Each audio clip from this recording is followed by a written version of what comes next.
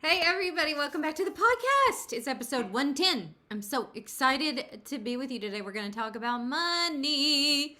I'm going to get all up in your business about money. I'm going to share with you actually some of my money struggles and how I developed an abundance mindset around money. So that's our topic for today. I'm really excited to dive in. Before we do, I wanted to let you know, first of all, I'm back. I've been gone for 3 weeks. I recorded some episodes ahead of time, so the ones that you listen to, I pre-recorded.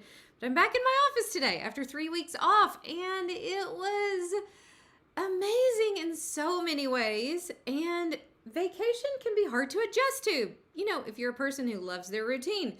I love all the things that I do every day. I love my work. I love my gym, like all of that. It was a little bit of a transition, but we have a cabin in Minnesota where my husband Stevie grew up, and we've been renovating it. So it was super fun to be there, to enjoy the cooler weather. We had bonfires at night.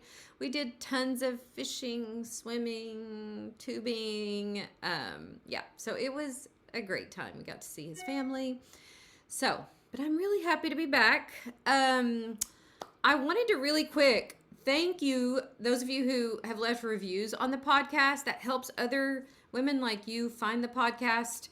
I wanted to read a review from Jan. Such a sweet thing that she said. Let me find it really quick here. She said, "Solid gold podcast. Dr. Edie is my spiritual fairy godmother. She always knows what I need most and is so good at communicating it gently.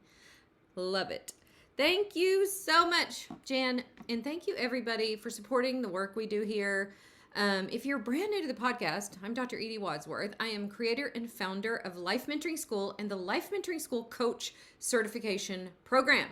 So we've had Life Mentoring School for 3 years. That program is to help passionate women heal, rediscover their fire, their gifts, so that they can impact generations. And then after we'd had that program for a few years, people kept saying, "I love what I'm learning so much. I want to be able to use it to teach my people, or I want to be a coach, or I want to, use it in this Bible study I lead, or in this group of teenagers I lead." So we created Life Mentoring School Coach Certification Program, and we had our first round of certification students finish in May. We celebrated them with an incredible live event that was open only to our coaching clients. And we just started, I think we're in week 2 of our second round of certification students. And y'all, this work is incredible. I was sitting here with my team yesterday. We're supposed to be having like a team meeting, like planning meeting. And we were all just sitting there bawling because the work we do has so changed our own lives. And then we get to share the work with other people and we watch it change their lives. And it's some kind of magical. So if you haven't joined Life Mentoring School yet, if you love the podcast, you love what you're learning here, you want to take it deeper, you want to learn how to apply it, actually, we have incredible coaches and tools inside that program. As a matter of fact, later today, after I record this podcast, I'll be teaching live inside there. It's a monthly mentorship. So we have a teaching theme each month. And it was basically all the things that I struggled with. So money, relationships, goal setting, dreaming, your calling, your home and environments that you surround yourself with. All the things that I found myself struggling with and wishing I had a mentor for. Those are our monthly themes. So we have been in a quarter of studying nourishing rhythms, how to create nourishing rhythms in your life. And this month we're talking about time and money. So hence this podcast on money. And next month is all about nourishing environment. So we'll be talking about your home, the people you surround yourself with, the books, the podcasts, like all the things that feed into creating the environment that you create for yourself that allows you then to nourish yourself, nourish the people in your life, create what you want to create in your life. So we are in just one of my favorite seasons of Life Mentoring School. We would love to have you in there. Just go to lifementoringschool.com/enroll and join us. All right, let's dive into money. So I want to share with you a little bit about my own money story. I grew up dirt poor. Those of you who've read my book, All the Pretty Things already know that, but I grew up poor. And I grew up with this sort of sense of lack. I remember there not being enough food. There was it never felt like there was enough money. This sense of like there's just not enough. There's not enough to go around. And that sort of mindset, especially if you grow up poor, that sort of mindset can start to sort of invade and pervade the way you think about everything. So then it becomes not just money where it seems like there's lack, but just everything, time, skills. You basically just train your brain to see lack.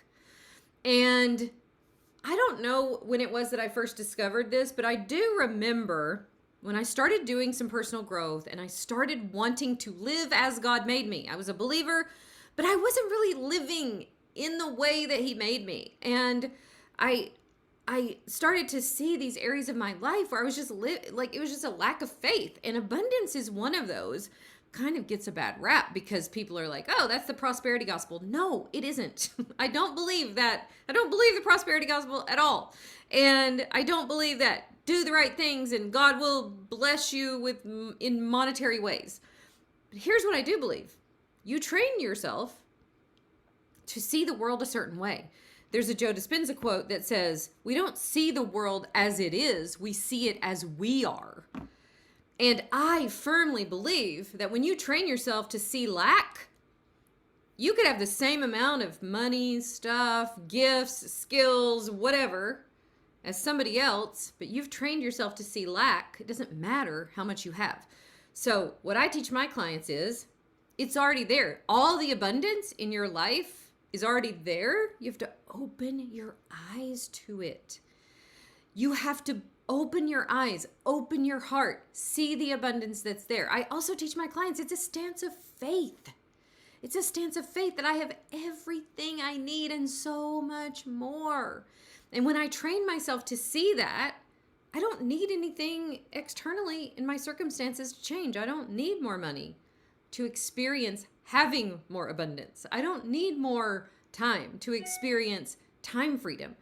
It's all about the way I am seeing the world, and which creates these thoughts, these feeling patterns, which creates just your way of being in the world. So you've been around people who have a total poverty mindset. Everything's always wrong. There's never enough. They're always complaining. It's always this sort of underlying like dissatisfaction, negativity, and that is just training yourself to see the world that way. And when you do that, it prevents you from experiencing the abundance, the peace, the joy that God created you for. And what I found in my own life is because I was living in this sort of dissatisfaction, a lot of feeling this lack, so feeling this overwhelm. I should strive more. I should work harder. I got my, stress hormones all out of whack. I've got to do more, be more, achieve more, make more. Gets you revved up into this way of being that we weren't created to live in. We weren't created to live like that. And it doesn't matter how much you actually have. It matters how you see what you already have. And as I trained myself out of this way of being, it was so much easier to let go of those negative habits, because a lot of the negative habits that I had developed because I wanted some kind of temporary pleasure as a break from all the pressure I was putting myself under. And so you're seeking pleasure. It's easy to find that in shopping too much and eating too much and drinking too much and social mediaing too much, like all the things that we do too much of. Our brains are seeking some pleasure, seeking some relief from this way that we've trained ourselves to see the world. And honestly, the answer to that is not more. The answer to that is open your eyes to every amazing thing that is right in front of you. And as you do that, you create so much freedom and energy and joy.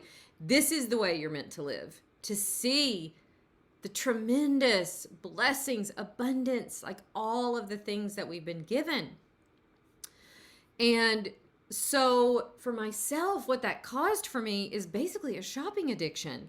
I mean, I joke about, you may have heard this story before. I've said this in an email. It's so true, though. You may have heard it. But I found myself even one night in the middle of the night, I would just like buy too much of everything, anything. Just the relief, the temporary relief that sort of buy now would give me. This was just when internet shopping had become a thing. And I bought a sewing machine in the middle of the night, and like a frantic stress purchase on QVC. And when the sewing machine came, my husband goes, "Do you even sew?" And I'm like, "No, but I mean, maybe I'll learn. It was a good deal." Now I wish I really had learned. I did. Okay, in my defense, I made a quilt. I would love to take up quilting. I would actually love to have a sewing machine now. I ended up losing that sewing machine in the fire. But all that aside, I had a crazy, basically, addiction to shopping. I had the same trouble with food. I was trying to find anything to give myself this sense of abundance. But when you do that, not inwardly creating abundance in your heart by opening your mind and opening your heart to all of God's blessings, but when you do it by trying to prove to yourself that you have abundance by the abundance of things you have or whatever, it just doesn't work. And then what you end up doing, and my predominant thought back then was, there's never enough. I don't have enough money. That was kind of the underlying thought.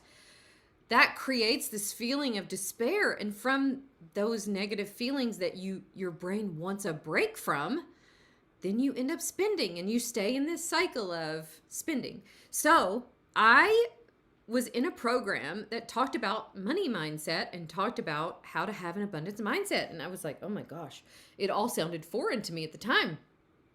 And at first I was like kind of rebellious against it. Like, no, you don't understand. Like, I actually did grow up poor. I actually didn't have enough. And as I learned more about how to create this for myself, this awareness of all the things that I have, this awareness of my full abundant life, I realized that mindset was keeping me stuck. That thinking that over and over and over again, the scripture says, as a man thinks in his heart, so is he. I was just proving that true. So I started, I teach my students how to change their thoughts and how to really shift their mindset. But I was new at it back then, and I didn't know any better other than just to say, I'm learning so much about money. I mean, that's a fine thought to start with too. And as I practiced new thoughts around money, anything positive that I can think of, I started practicing more positive money thoughts. And I watched myself over time change my whole relationship to money. I started reading books on money because I would tell myself I'm terrible with money. Never say that, by the way. Because if you keep saying and thinking that you're terrible with money, you will prove yourself right. Your brain likes to be right. And so that thought was super poisonous, and I started to reframe it, and I started to listen to money podcasts and read books on money and get really interested to learn more about money. And the more I did that, I watched everything change, not just money, but my whole entire mindset into so much more of an abundance frame of mind.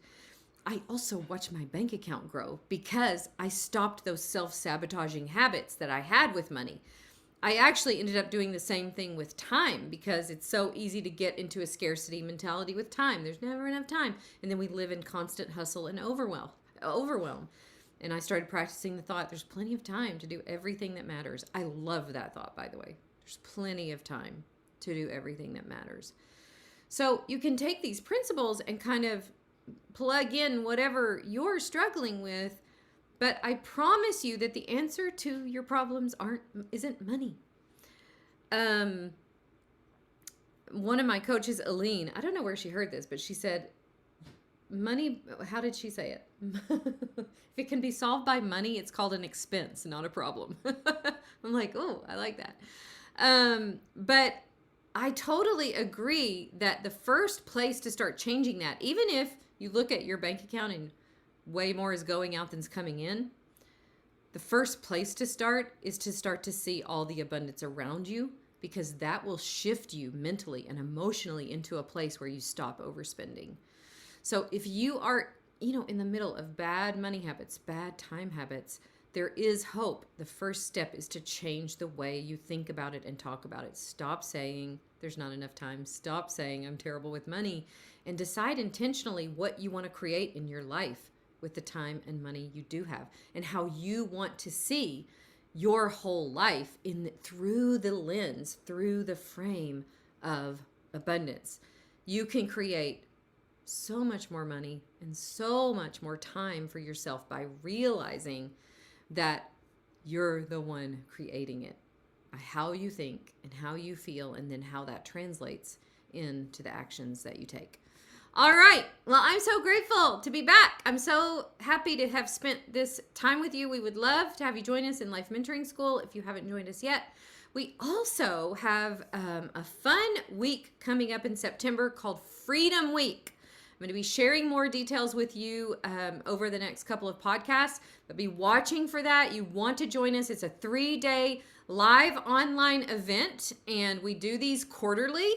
So make sure you join us. We'll have some super fun giveaways, just a lot of, this is the time where we get to share a lot of what we're doing inside of Life Mentoring School with the public.